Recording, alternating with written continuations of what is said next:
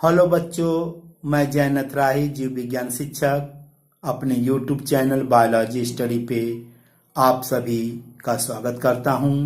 बच्चों, आज हम कक्षा 12 के विषय जीव विज्ञान के अंतर्गत पाठ 13वां है, जिसका नाम है जीव एवं समष्टियां। इससे संबंधित एक टॉपिक का अध्ययन करेंगे, जिसका नाम है पारिस्थितिकीय अनुकूलन, इकोलॉजिकल एडेप्टेशन। आइए देखते हैं ये क्या होता है। जीव का ऐसा गुण, कौन सा गुण? आकारकीय, कार्यकीय, व्यवहारिक, जो उसे अपने आवास में जीवित बने रहने और जनन करने योग्य बनाता है।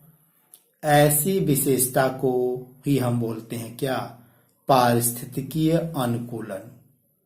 यह एक प्रकार का विशेषता होता है किसी भी जीव का, जो उसको उस वातावरण में क्या करता है? रहने के लिए स्थायित्व प्रदान करता है, जिससे उसकी प्रजाति बनी रहती है। इसी विशेषता को ही बोलते हैं हम लोग क्या? पारिस्थितिकीय अनुकूलन।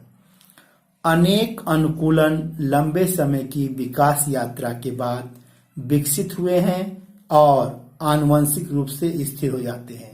अंततः उनका विशेष गुण बन जाता है। किसका? उस जीव का विशेष गुण बन जाता है, जिससे विशेष परिस्थिति में जीने योग्य बनाता है उस जीव को। आपके एनसीईआरटी में पारिस्थितिकी अनुकूलन को 3 भागों में बांटा है। उसी को हम बारी बारी से देखेंगे।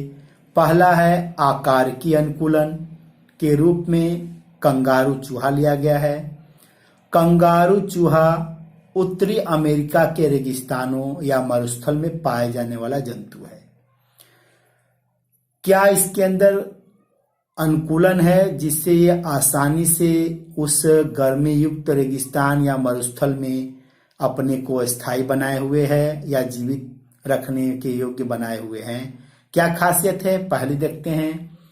जल के बाह्य स्रोत न होने पर, यदि जल उपलब्ध नहीं है, तब कंगारू चूहा अपनी जल की आपूर्ति अपनी आंतरिक वसा के ऑक्सीकरण से पूरी करने में सक्षम है। अर्थात वसा के ऑक्सीकरण के दौरान बाई प्रोडक्ट के रूप में जल बनता है। इसी जल का उपयोग कंगारू चूहा अपने जीवन यापन में करता है। इसीलिए कहा जाता है कि कंगारू चूहा कभी पानी नहीं पीता है। अगला क्या इनके अंदर अनुकूलन है? कंगारू चूहा अधिक सांद्रित मूत्र का उत्सर्जन करता है, अर्थात कम मात्रा में जल की हानि करता है। इस विशेष गुण के वजह से ही कंगारू चूहा आज भी उत्तरी अमेरिका के रेगिस्तानों में पाया जाता है, अर्थात जिंदा है। अगला एग्जाम्पल है आकारकीय अनुकूलन का, ध्रुवीय जंतु। हम जानते हैं ध्रुवों पर हमेशा वर्ष भर आपके क्या होते हैं? बर्फ जमे होते हैं, अर्थात बहुत ही अधिक ठंडा युक्त तो क्या होता है? वातावरण वहां का होता है। तो वहां के कुछ जीव हैं, जैसे ध्रुवीय समुद्रों में सील एवं ध्रुवीय भालू जैसे स्तनधारी पाए जाते हैं। इन स्तनधारियों में उनकी त्वचा के नीचे वसा की मोटी परत होती है। क्या होती है? वसा की मोटी परत होती है, जो एक ऊष्मारोधी का काम करती है, अर्थात शरीर की ऊष्मा हानि को वह कम करती है। उनके शरीर से ज्यादा ऊर्जा न निकले, इसलिए उनके जो वसा की मोटी परत है वो ऊष्मारोधी का कार्य करती है। अर्थात ये आकार की अनुकूलन का अनूठा एग्जाम्पल है। इसीलिए ध्रुवीय प्रदेशों में ऐसे जीव क्या करते हैं? अपने जीवन को बनाए रखते हैं, जीने में सफल रहते हैं। ये किस रूप में आएगा? आपका आकार की अनुकूलन के रूप में आएगा। इसी आकार की अनुकूलन के लिए एक वैज्ञानिक थे एलन। उन्होंने एक नियम दिया था जिसे एलेन्स रूल कहते हैं या एलन का नियम। क्या था इनके अनुसार? कि ठंडी जलवायु वाले स्तनधारियों के कान और पाद आमतौर पर छोटे होते हैं ताकि ऊष्मा की हानि न्यूनतम हो। यह किसका नियम है? एलन का नियम है। इसीलिए ठंडे प्रदेश में पाए जाने वाले स्तनधारी कान जो होते हैं और जो पाद होते हैं वो छोटे होते हैं, जिससे कम से कम ऊष्मा की हानि हो। इसीलिए ऐसे जीवधारी या स्तनधारी ठंडे प्रदेश में निवास कर पाते हैं। अगला आकार की अनुकूलन के अंतर्गत आपके एनसीईआरटी में दिया गया है मरुस्थलीय पादप। ऐसे पादप जो कम पानी वाले स्थान अर्थात मरुस्थल या रेगिस्तान में पाए जाते हैं। तो ऐसे पादपों में कुछ विशेष आकार की अनुकूलन होता है जिससे वो कम पानी वाले स्थानों पर अपने को बचाए हुए हैं या जीवित हैं। वाष्पोत्सर्जन कम करने के लिए या न्यूनतम जल की हानि के लिए मरुस्थलीय पादप में कुछ विशेष अनुकूलन पाया जाता है। वाष्पोत्सर्जन मतलब जल का वाष्प के रूप में बाहर निकलना ही क्या कहलाता है? वाष्पोत्सर्जन। क्योंकि मरुस्थलीय पादप ऐसे स्थानों पर उगते हैं जहां पानी की पहले से कमी होती है। यदि ऐसे पादपों से पानी वाष्पोत्सर्जन के रूप में निकल जाएगा तो ये इन पादपों का जीवन खतरे में पड़ सकता है। इसीलिए इनके विशेष अनुकूलन होता है कि पानी कम से कम हानि हो, जिससे वो आसानी से मरुस्थल में सरवाइव कर सकते हैं। तो आइए देखते हैं कौन कौन से गुण हैं जो उन्हें क्या करते हैं? मरुस्थल के पादप के रूप में जिंदा रखते हैं। पहला है मरुस्थलीय पौधों की पत्तियों पर क्या होता है? मोटी उपत्वचा क्यूटिकल होती है। यह मोटी उपत्वचा क्यूटिकल कम से कम पानी लॉस हो उसमें यह मदद करता है, अर्थात पानी बचाने में मदद करता है। दूसरा, मरुस्थलीय पौधों में जो रंध्र होते हैं स्टोमेटा, वह गहरे गर्त में व्यवस्थित होते हैं। अर्थात ऐसे स्टोमेटा को हम बोलते हैं संकीर्ण स्टोमेटा, धसे हुए स्टोमेटा। यदि स्टोमेटा धसे होंगे तो आसानी से सूर्य की रोशनी उनको नहीं मिलेगी, जिससे वो खुलेंगे नहीं खुलेंगे तो पानी कम से कम लॉस होगा।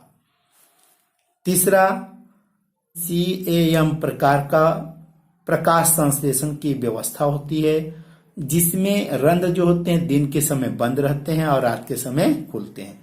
यह भी पानी को बचाने के लिए क्या है? मददगार साबित होता है। अगला, नागफनी, कैक्टस आदि में पत्तियां जो होती हैं कांटों के रूप में बदल जाती हैं। ऐसा क्यों? क्योंकि कम वाष्पोत्सर्जन के द्वारा पानी लॉस हो या न लॉस हो, इसीलिए जो पत्तियां होती हैं कांटे के रूप में परिवर्तित हो जाती हैं। तो कांटों के रूप में परिवर्तित होने से उनके अंदर वाष्पोत्सर्जन न के बराबर होगा, जिससे पानी की हानि नहीं होगी।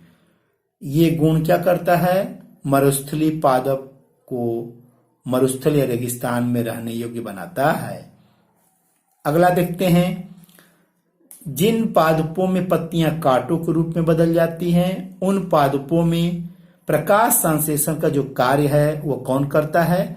उनके चपटे तनों के द्वारा संपन्न होता है। आपने देखा होगा कि नागफनी का पौधा थोड़ा सा पत्ती की तरह चपटा दिखाई पड़ता है, तो ये इनका तना होता है। इन तने के ऊपर कांटे पाए जाते हैं। ये कांटे ही क्या पत्तियां हैं, जबकि ये जो पत्ती जैसी संरचना वो उनका तना है। ये विशेषता पाई जाती है आपके मरुस्थलीय पादप में, जो उसको क्या करते हैं? मरुस्थल वाले स्थान पे जिंदा रहने में मदद करते हैं। अब हम देखते हैं दूसरा अनुकूलन जो आपके एनसीईआरटी में दिया गया है। नाम है कारकीय अनुकूलन, फिजियोलॉजिकल एडेप्टेशन। कारकीय अनुकूलन एक प्रकार के लघुकालीन अनुकूलन है, थोड़े समय के लिए अनुकूलन है, जो जीवों को प्रतिकूल परिस्थितियों में द्रुत अनुक्रिया प्रदर्शित करने में सक्षम बनाते हैं। तो आइए देखते हैं उदाहरण के रूप में क्या एनसीईआरटी में दिया गया। तुंगता रोग, जिसको हम बोलते हैं माउंटेन सिकनेस, यह आपके एनसीईआरटी में एक विशेष टॉपिक के रूप में दिया गया है। क्या होता है तुंगता रोग? हम जानते हैं कि पर्वतारोही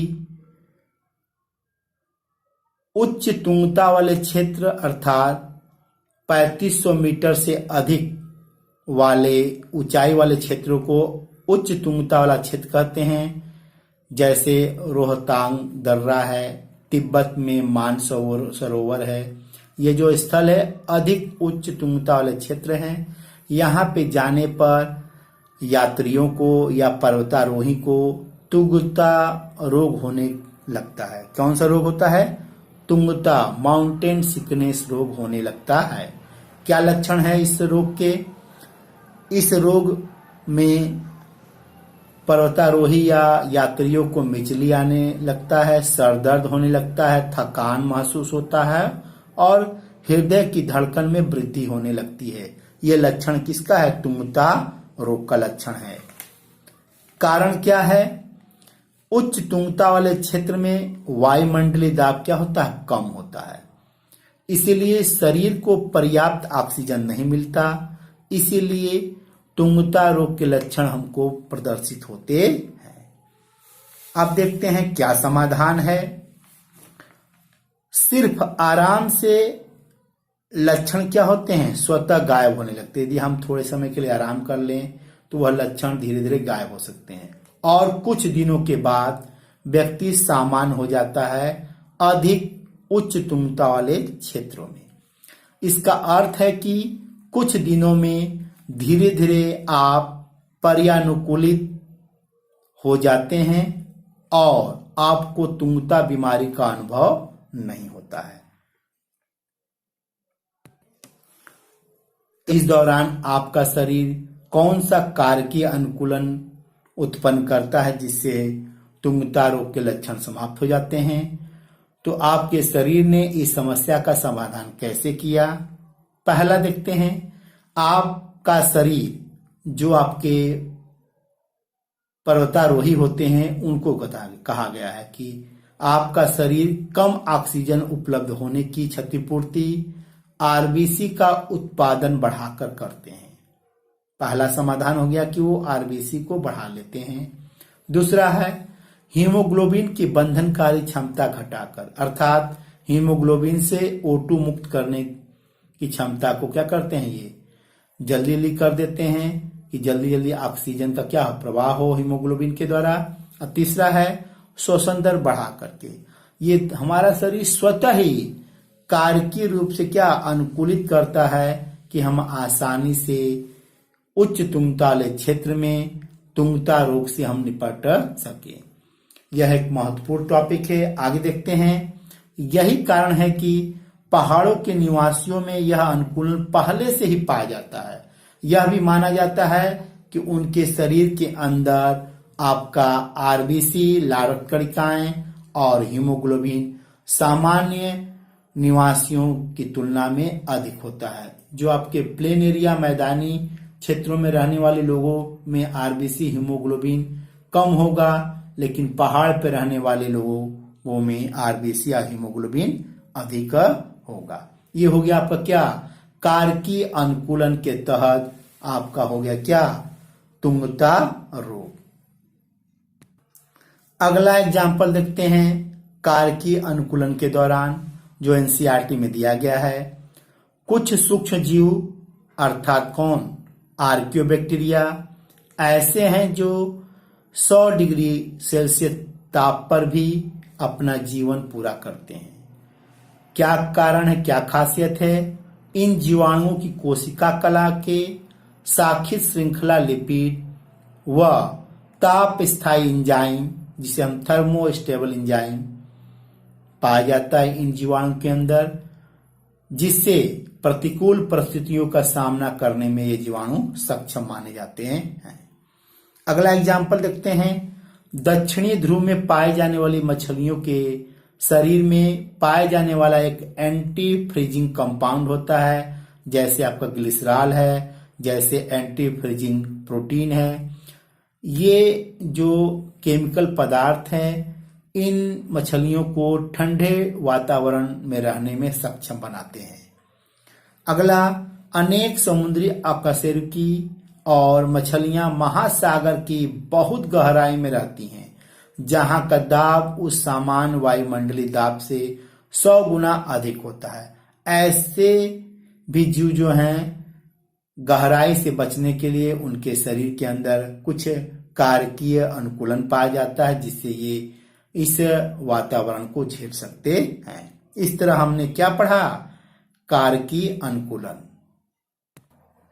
अब हम देखते हैं तीसरा व्यवहारिक अनुकूलन, बिहेवियरल एडेप्टेशन। आइए एग्जाम्पल के तहत देखते हैं।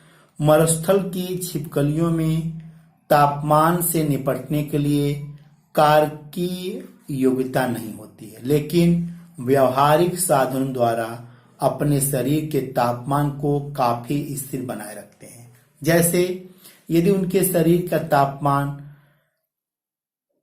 बहुत नीचे चला जाता है तो वे क्या करती हैं? धूप सेक कर ऊष्मा अवशोषित करती हैं, जिससे शरीर का तापमान सामान्य बना रहता है, जिससे वो अपन आसानी से जीवन यापन करती हैं।